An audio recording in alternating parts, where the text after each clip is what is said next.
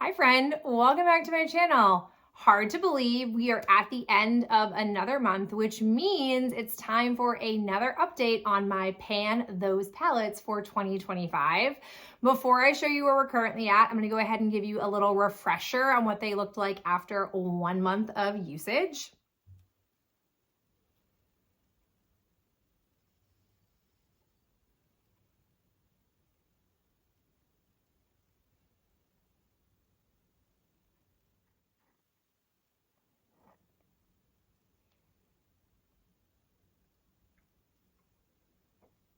And now let's go ahead and look at the 2-month update. I'll start first with my Shadow Kiss palette from Alter Ego.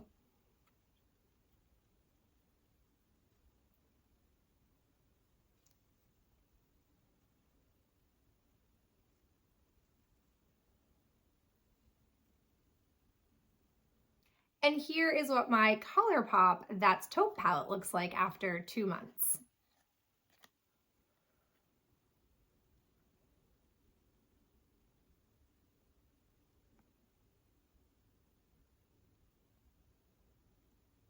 Okay, so let's dive in and talk about it. I, as you can see, am still making some pretty superb, if I do say so myself, superb progress with the palettes.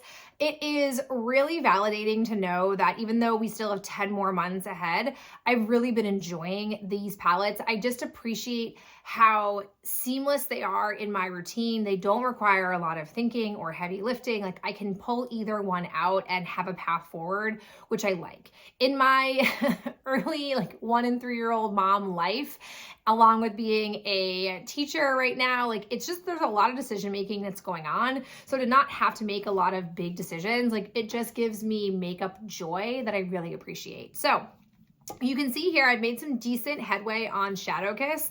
I actually have new pan showing in 3 of the shades. I've got pan in Cloak, I have it in Mist, which are 2 shimmer shades. And then I've also gotten some pan here in Desire, which is a matte shade. Really thrilled with that. And then I've made more headway on Disguise. I thought for a little bit at the start of the month, I was like, maybe I'll just go all the way for it. And then I kind of cooled off and was like, no, maybe I should try to explore other things and do different combos. And that led me to hitting pan on the other shades. At this point, you're seeing pan on the go-to shades.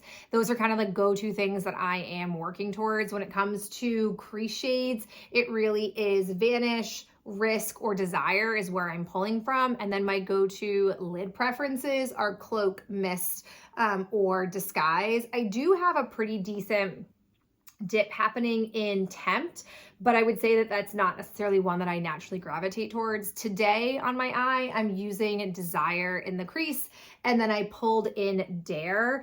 I'm noticing that while all of these shades have genuinely an undercurrent of gold running through the shimmer in some regard, I do think that there is some nuance. So I don't necessarily, I'm learning.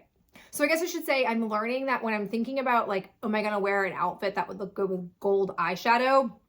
This doesn't necessarily mean that I can't exclude it if I'm not going to do that. Like today, for example, I wouldn't call this a gold heavy eye look required sweater that I'm wearing, but I think that the Dare shade paired nicely with it. So I'm still doing some exploration over here. Truthfully, these 2 columns are still the most neglected children of the entire series. I'm not really surprised by that because Umbra, I'm just going to get rid of it. I just haven't done that yet. Every time I think to do it, it's not the right time. And then I forget to do it because I have attention span of a gnat, but it's fine. So this one will actually go. And then these ones, I just don't think I'm going to necessarily find myself feeling compelled to explore and use until some of my faves are gone. I think I'm at a place with the project where I need to deplete some of the favorites to kind of force my hand a little bit because I just am naturally looking to just go for Old Faithful or go for a look that I know will be effective and I'm not going to hum and haw about it. So that's where I'm at with this. I'm still really liking this palette. I think the formula is really effective. I find that the mattes are buttery and relatively easy to blend out. I'm not having to put a ton of color into the crease, and the lid shades are, again, pretty buttery and give like a nice metallic look to my lids. Like, it's just, this is a good palette. I like the color story. It does make me appreciate the dupeness of it, because I think Natasha Denona, out of all the palettes that she has put out, that cool tone palette was the one I was most drawn to. I just wasn't willing to shell out the big bucks for it. And so I like that I'm having a lot of success with this.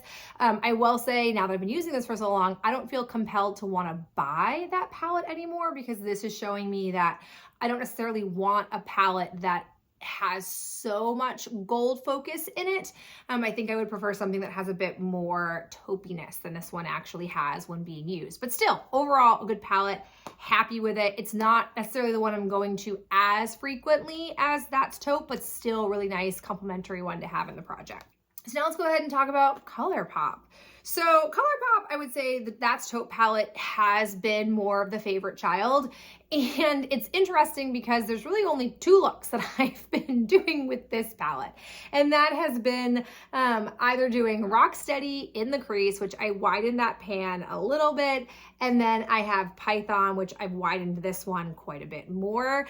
I find the mattes in ColourPop palettes are not as swift to get through in these 9-pan formulations, because they just don't require a lot of pickup on the brush to get an effective look, and they're just a bit more packed in there. But I'm happy with that. And then I've made much more headway on Snake Eyes here. I'm really just like leveling this one down, and then I've done a lot. It's kind of hard to tell. I'm pointing at the wrong shade. It's kind of hard to tell, but I've also made more headway over here.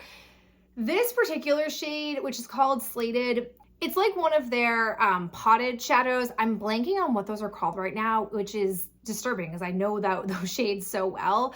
But it doesn't, like, it's hard to work with in the sense of, I feel like I have to put a lot onto my brush and then wet it in order for it to have a clean application onto my eyes and not be a hot mess.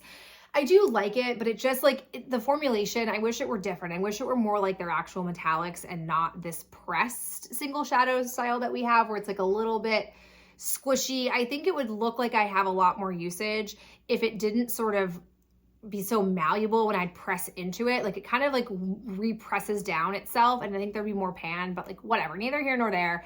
I'm still favoring this. It just tends to be the one that I pull out more, maybe because it's just these 2 looks, and I tend to be looking more for the taupey bronzy looks. But I'm probably thinking ahead into the next month. I'm probably going to give myself permission, or more kind of like force myself to finish up Snake Eyes in this palette and Disguise in this palette.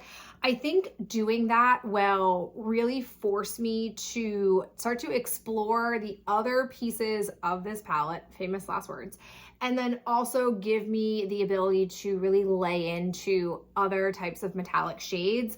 I at first was a little hesitant to dig into Snake Eyes until I let myself go, because I was nervous that if I depleted Snake Eyes, I was like, well, then what will I have for a go-to lid look? There couldn't possibly be anything in the Shadow Kiss palette. That's not true.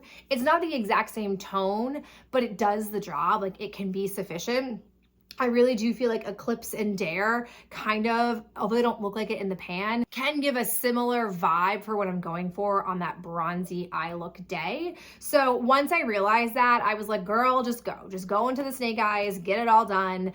Interestingly, once that one is panned, that will be the second Snake Eyes that I have panned. And it's been a real staple in my eyeshadow repertoire for close to 3 years now. So it will be an interesting identity moment for me when I'm no longer a Snake Eyes gal. But I'll probably, I can still buy it either as an entire palette or just as a single shadow. But like I said when I started the video, I'm really enjoying this project. It has been very satisfying to enjoy the palettes, to feel like it's pretty seamless to use them, and to be making steady progress. I don't think right now I'm a shoo-in to finish these off yet. I don't think that trajectory is solidified, but I do feel really good about the progress I've made in just 2 focused months. So I'm just really curious to see how this progresses as I keep being so intentional. The interesting part as well, thinking about summer, since I don't work in the summer, I'm just taking care of my kids and it's just summer, I don't wear as much full makeup. So I'll be curious to see how the usage kind of tapers off during those summer months when I'm out of school and on summer break with my kids. But that's neither here nor there. It's a future Victoria problem. I so appreciate you being here and tuning in, and I'll catch you in my next video real soon. Bye.